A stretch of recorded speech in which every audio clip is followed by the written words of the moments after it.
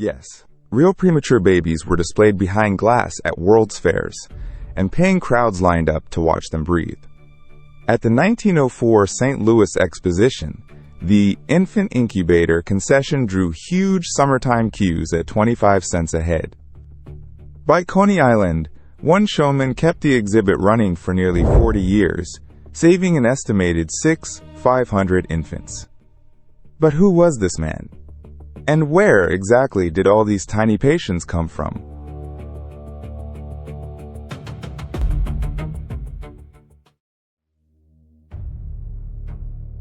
The man behind the glass called himself Dr. Martin County, and that title was the first illusion. For roughly 40 years, he ran incubator shows, presenting himself as a physician in a starched coat, yet no verified medical degree has ever been traced to his name. The doctor was a costume. Even his birth is uncertain. Records suggest he arrived around 1869, likely in the German-speaking region near Alsace, and he later gave conflicting accounts of where he had trained, sometimes naming Berlin, Leipzig, or Paris. Researchers who combed those cities' medical roles in later decades found no matriculation entry that fit him. The name itself shifted too. He had used the spelling Cone or Coney in his earlier years, adjusting it as he moved. That borrowed authority let him open his Coney Island Infantorium around 1903. Whatever County lacked in credentials, he understood something hospitals of his day did not, that a premature baby was not a lost cause, but a patient worth fighting for. And the fight itself was not his invention. It had crossed the Atlantic from a Paris hospital ward. County had already tested the concept overseas.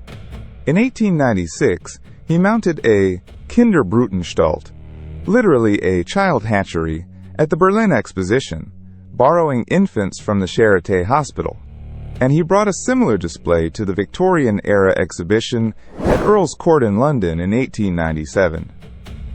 Those early crowds proved the paying public would come, and by the time he reached the New York boardwalk, he had a working formula.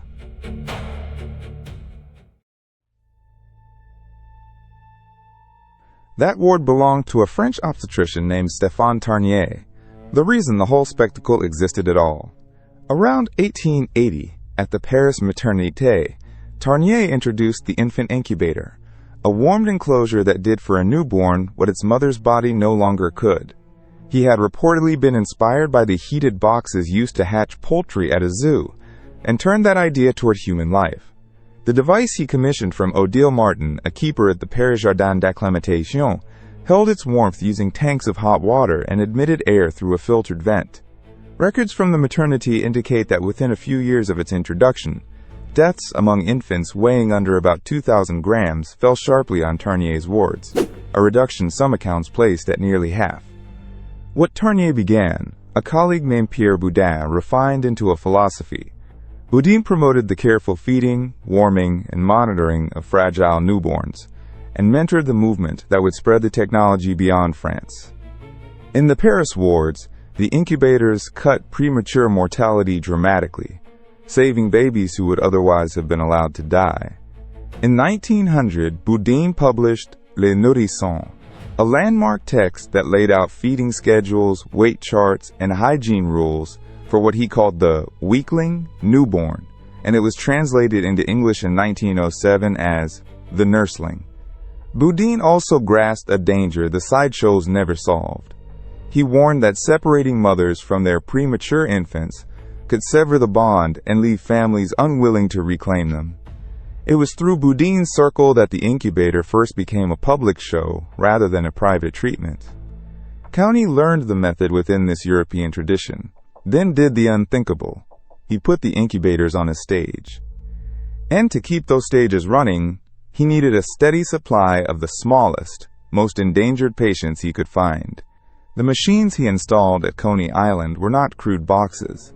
They were tall, steel and glass cabinets, each fitted with a thermostat, a water boiler heating coil, and a mesh-screened air intake, arranged in neat rows so visitors could pass down an aisle and read a temperature gauge on every unit.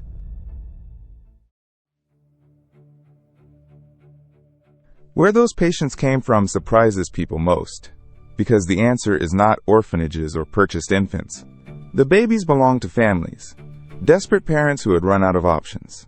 Hospitals of the era often had no premature infant care to offer. A mother who delivered too early was frequently told there was nothing to be done and sent home to wait. When a hospital shrugged, County did not. Parents handed him their fragile newborns because he was the only person promising to try. And here's the detail that reframes everything. The parents paid nothing. The public admission at the door funded the entire cost of the babies. Care. Doctors and families sometimes delivered preemies directly to him, carrying them across the city to a boardwalk exhibit because it was the closest thing to hope they could reach. County would sometimes send a chauffeured car to collect an infant the moment word reached him, and colleagues later recalled that he kept the babies until they reached roughly 5 pounds, the weight at which he judged them safe to go home, a stay that could stretch across many weeks.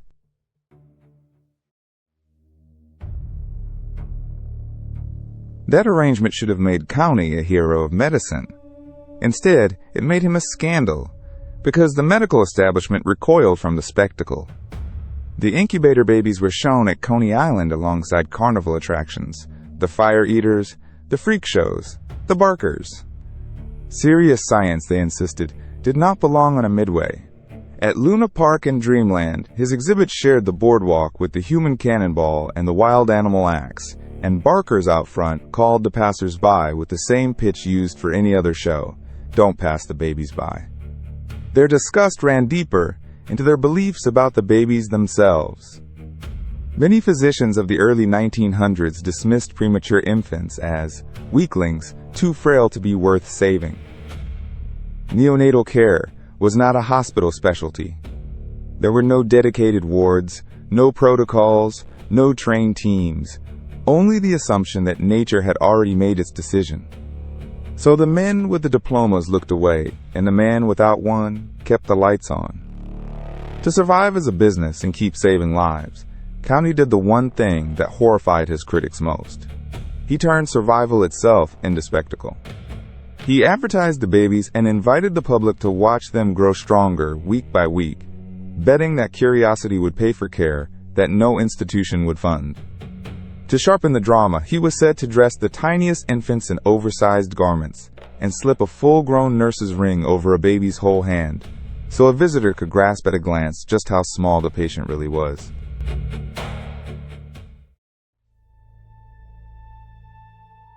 That bet demanded real medicine behind the showmanship, and this is where County's exhibits stopped being a con. Wet nurses and trained nurses staffed the displays around the clock, feeding and tending the infants through every hour of the night when no crowd was watching. Visitors paid about 25 cents each, and that steady stream of quarters became a payroll. County paid his skilled nurses well and demanded genuine rigor. He was known to fire staff for infractions of hygiene, and he reportedly forbade the wet nurses from smoking or eating rich food, insisting their diet affected the milk. Running the operation was expensive. He later estimated the care of a single infant cost about $15 a day, an enormous sum when a laborer might earn a few dollars for the same span. One nurse embodied that standard for decades. Head nurse Louise Recht worked alongside County year after year, running the incubators with fierce discipline, precise feedings, spotless technique, and a refusal to let a preventable death occur on her watch. The crowd saw a curiosity. What they were actually looking at was a functioning neonatal unit, staffed by professionals, hidden inside a carnival tent. Recht, trained in Boudin's Paris methods, had reportedly worked the very first show in Berlin in 1896 and stayed with County for the length of his American career, becoming the steady, clinical hand that outlasted every venue and every fair.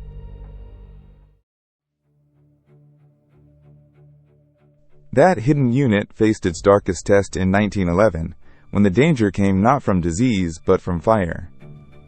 A blaze tore through Dreamland, destroying much of the Coney Island amusement park in a single night.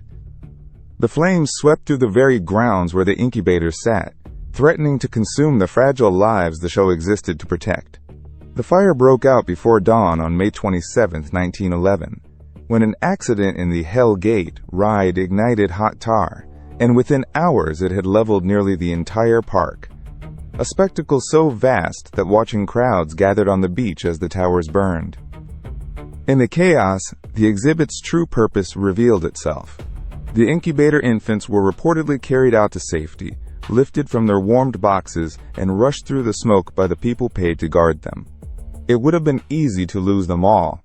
Instead, they lived, and Keeney refused to let the disaster end the work. The exhibit was rebuilt and continued operating. That devotion was not, for County, an abstraction. It was personal in the most intimate way. One of the tiniest patients he ever treated was his own daughter. Hildegard Coney was born premature, arriving too soon and too small, exactly the kind of infant the hospitals of the day would have written off. Faced with his own child's fragility, County did what he had done for strangers, babies, for years. He placed Hildegard in one of his incubators, and she survived. She grew up in the world her father had built on the boardwalk, and later assisted at the exhibits herself, working as a nurse among the very machines that had once kept her alive. She remained close to the operation for years, and after her father's death, she spoke to interviewers about the work, becoming one of the last living links to the show, a survivor who had also become a caretaker of the next generation of tiny patients.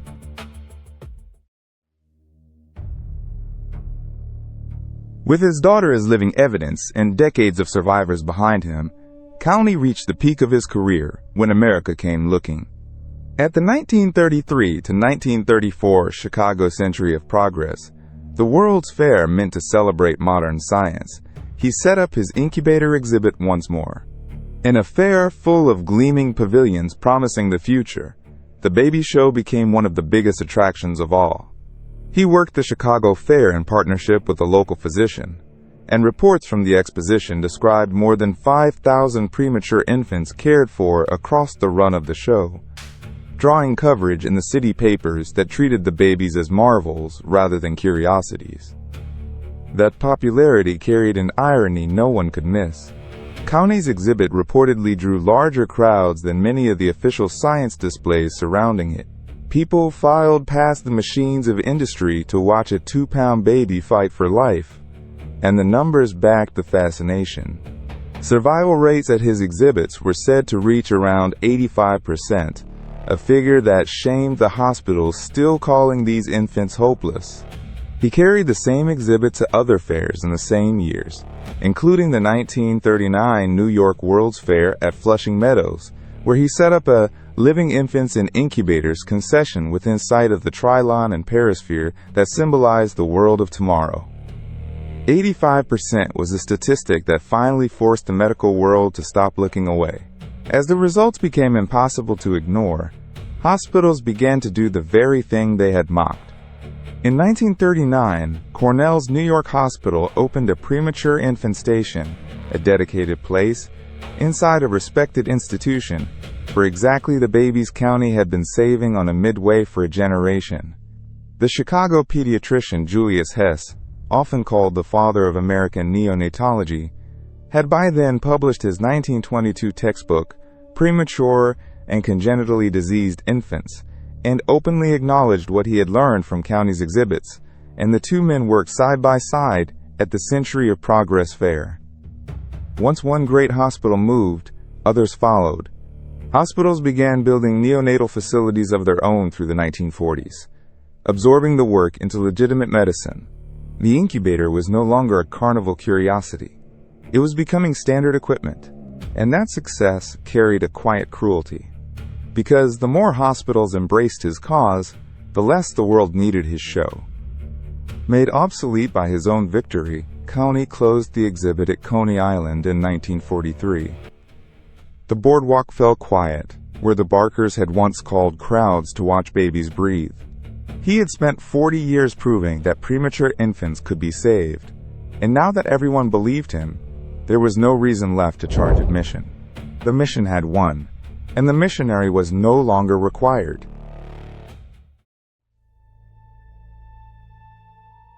What came after is the saddest turn in the whole story. County died in 1950 in near obscurity. The man credited with saving roughly 6,500 to 7,000 infants passed with little money to his name. Decades of admission quarters had gone into the care of other people's children, and he had never charged a single parent for it. He gave the babies back and kept almost nothing. He may have died forgotten, but the babies did not forget. Decades later, the grown incubator babies began to find one another, and they held reunions honoring the showman who had saved them. Men and women who had once fit in the palm of a hand gathered as adults, many living full lives into old age, gray-haired proof of what had happened inside that glass. Their gatherings did more than celebrate, they testified. In their own voices, these survivors confirmed the care they had received as infants, describing the nurses, the incubators, the strange nursery dressed up as a sideshow. Paying strangers had watched them live, and because those strangers paid, they had lived at all. That is the legacy the reunions revealed, and it reaches far beyond the people in the room. The carnival curiosity became the blueprint for modern neonatal intensive care. Incubators are now standard in every NICU on Earth, so ordinary that we forget they were ever a show.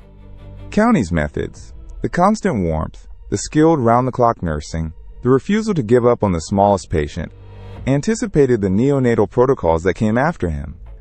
Because of the path he helped clear, premature infant survival is now routine at gestational ages that would have stunned every doctor of his era. Babies born far too soon go home healthy every single day. What was once a bet placed at the door of a Coney Island tent is now the settled expectation of medicine. The showman without a degree helped teach the doctors with theirs. A sideshow that built neonatal medicine.